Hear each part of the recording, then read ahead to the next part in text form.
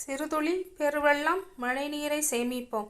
Hi friends, எல்லாருக்கும் வணக்கம். நம்ம இன்றைக்கி செய்ய போகிறது என்னென்னு பார்த்தீங்கன்னா பன் தோசை தான் செய்ய போகிறோம். அதுக்கு பார்த்தீங்கன்னா இந்த டம்ளரில் 1 டம்ளர் பச்சரிசி, 1/4 டீஸ்பூன் வெந்தயம் ஊற போட்டிருக்கேன். இது 4-5 தண்ணியில் நல்லா சுத்தமாக கழுகிட்டு ஊற வச்சுருக்கேன்.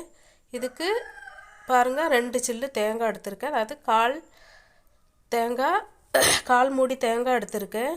இது கூட போட்டு நல்லா அரைச்சிக்கலாம். இது கூடவே 2 டேபிள் ஸ்பூன் அளவுக்கு அவல் சேர்த்துக்கலாம். இந்த அவல் தண்ணியில் கழுகிட்டு மிக்சியில் போட்டுக்கலாம். போட்டுட்டு அதுக்கப்புறமா அரிசி, தேங்காய், உப்பு இதெல்லாம் போட்டு நல்லா எந்த அளவுக்கு மையாக அரைக்க முடியுமோ அந்தளவுக்கு நைஸாக அரைச்சிக்கலாம். இப்போது அரிசியெல்லாம் இதில் போட்டு அரைச்சிக்கலாம். இதுவரைக்கும் சப்போர்ட் பண்ண எல்லாருக்கும் ரொம்ப நன்றி.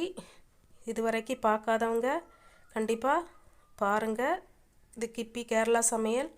லைக் பண்ணுங்கள், ஷேர் பண்ணுங்கள், சப்ஸ்கிரைப் பண்ணுங்கள். பாருங்கள், தேங்காயெலாம் சில்லு இது மாதிரி வெட்டி போட்டிருக்கேன். நீங்கள் திருவி கூட போட்டுக்கலாம். திருவி போடுறதுக்கு எடுத்தது தான், அது டாப் அப்படி வந்துருச்சு. அதனால் சின்ன சின்னதாக கட் பண்ணி போட்டிருக்கேன். பாருங்கள், நல்லா நைஸாக அரைச்சாச்சு. இதை நம்ம ஒரு பாத்திரத்தில் ஊற்றி வச்சுட்டு ஓவர் நைட் நம்ம அரைச்சி வச்சோன்னா காலையில் செய்கிறதுக்கு கரெக்டாக இருக்கும். நைட்டு செய்யணுன்னா நம்ம காலையில் அரைச்சி வச்சிட்டோன்னா நல்லா புளிச்சிரும். உடனே செய்கிறதா இருந்தாலும் செய்யலாம். அதுக்கு நம்ம ஈஸ்ட்டு அல்லது சோடா உப்பு சேர்க்கணும். பேக்கிங் சோடா சேர்த்து 1 மணி நேரம் 2 மணி நேரம் கழித்து ஊற்றினோன்னா நல்லா இதே மாதிரி வரும். இருந்தாலும் நம்ம அதெல்லாம் சேர்க்குறதில்ல. ஈஸ்ட்டு சோடா எதுவுமே சேர்க்கலை. பாருங்கள், இது நைட்டு எழுந்திரிச்சு பார்க்கும்போது நல்லா பொங்கி வந்துருச்சு. அதுக்கப்புறமா இந்த ஓட்டத்தட்டு வச்சேன். நம்ம இது காற்று போச்சுன்னா மேலே ரொம்ப பொங்கி வராது. நீங்கள் ட்ரை பண்ணி பாருங்கள். மாவு பாருங்கள், நல்லா புளிச்சிருச்சு, நல்லா பொங்கி வந்துருச்சு. இதை நாம் ஒரு சின்ன வேலை இருக்குது. அதை நாம் கடுகு, உளுந்தம்பருப்பு போட்டு தாளித்து இதில் ஊற்றணும். ஊற்றுனதுக்கப்புறமா நாம் பன் தோசை சுட்டுக்கலாம். இப்போ பாருங்கள், ஒரு பாத்திரம் அடுப்பில் வச்சுருக்கேன். அதில் தேங்காய் எண்ணெய் ஊற்றிருக்கேன். உங்களுக்கு எந்த எண்ணெய் தேவையோ அதை ஊற்றிக்கோங்க. கடுகு 1 ஸ்பூன் போட்டிருக்கேன். உளுந்தம்பருப்பு பாருங்கள் 1 டேபிள் ஸ்பூன் போட்டு அது நல்லா செவக்க வறுக்கணும். வறுத்ததுக்கப்புறமா பச்சை மிளகா ஒரு பச்சை மிளகா சின்னதாக கட் பண்ணி போட்டுக்கோங்க. என்கிட்ட பச்சை மிளகா இல்லை, அதனால் காந்தாரி மிளகா 2-3 காந்தாரி மிளகா சின்னதாக கட் பண்ணி அதில் போட்டுக்கிறேன். நீங்கள் பச்சை மிளகா இருந்துச்சுன்னா ஒரு பெரிய பச்சை மிளகா சின்னதாக கட் பண்ணி போட்டுக்கோங்க.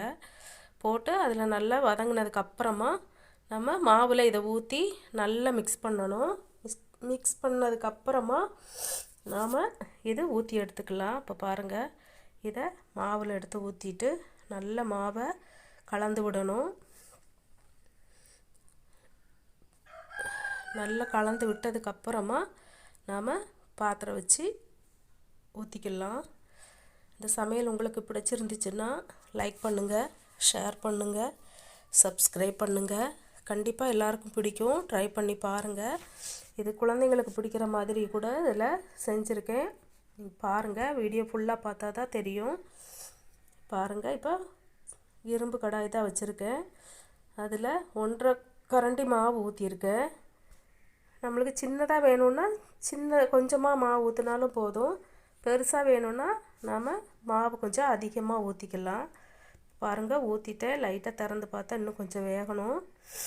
திறந்து பார்க்கலாம். பாருங்கள், நல்லா பஃபியாக வந்திருக்கு. இதை திருப்பி போட்டாச்சு.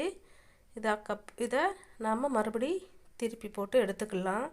நாம் திருப்பி போடும்போது அது மேலே லைட்டாக எண்ணெய் தடவிக்கிறணும். எண்ணெய் தடவிட்டு திருப்பி போட்டோன்னா அடியில் பிடிக்காது. பாருங்கள், நான் 1.5 கரண்டி மாவு ஊற்றியிருக்கேன். அதே போல் இது எல்லாமே நாம் சுட்டு எடுத்துக்கலாம். சூப்பராக இருக்கும். டேஸ்ட்டும் சூப்பராக இருக்கும், மணமும் சூப்பராக இருக்கும். நீங்கள் ட்ரை பண்ணி பாருங்கள். பாருங்கள் எந்த அளவுக்கு சாஃப்டாக இருக்குன்னு பாருங்கள். எல்லோரும் ட்ரை பண்ணி பாருங்கள். ரொம்ப பிடிக்கும் எல்லாருக்கும். பாருங்கள், சூப்பராக வந்திருக்கு. இதில் நாம் லைட்டாக 1 ஸ்பூன் மேலே எண்ணெய் ஊற்றி அதை அப்படியே திருப்பி போடணும். திருப்பி போடணுன்னாலும் நம்ம போட்டுக்கலாம், இப்படியே எடுத்து வச்சுக்கிட்டாலும் அது நம்மளோட இஷ்டம்தான். நான் வந்து இதை அப்படியே எடுத்துக்கிறேன். ரெண்டாவது மறுபடியும் ஊற்றுறதெல்லாம் நாம் திருப்பி போட்டு தான் ஊற்றிக்கிறோம். நான் இது உங்களுக்கு வீடியோக்காக வேண்டி மூணு தரமாக காட்டியிருக்கேன். உங்களுக்கு எப்படி தேவையோ நீங்கள் அப்படி செஞ்சுக்கோங்க.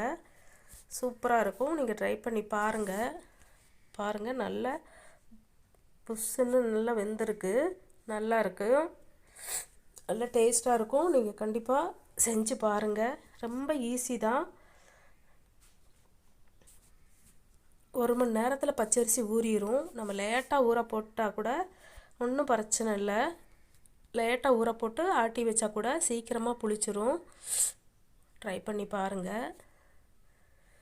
எல்லாருக்கும் கண்டிப்பாக பிடிக்கும். இது கிப்பி கேரளா சமையல். எல்லாரும் ட்ரை பண்ணி பார்ப்பீங்கன்னு நம்புகிறேன். நீங்கள் செஞ்சு பார்த்துட்டு கமெண்ட் பண்ணுங்கள். பாருங்கள், நல்லா சூப்பராக வந்திருக்கு.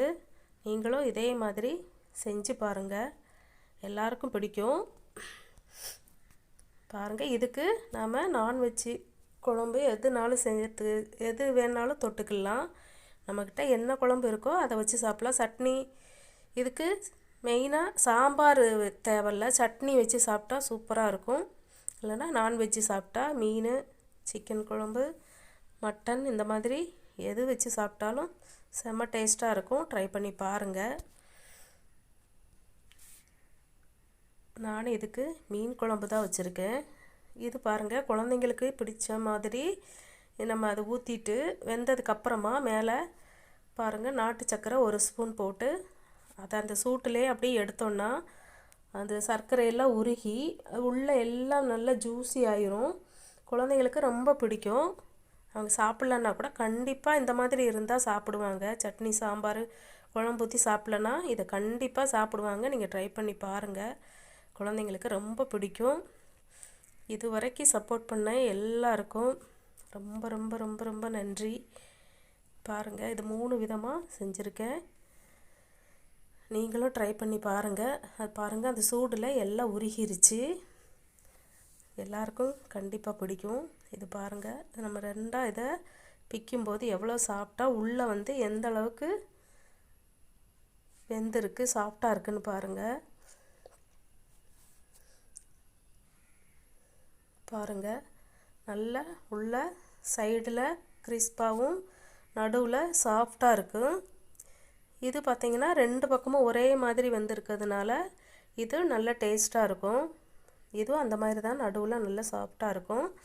கண்டிப்பாக நீங்கள் ஒரு முறையாவது இதை செஞ்சு பாருங்கள், எல்லாருக்கும் பிடிக்கும்.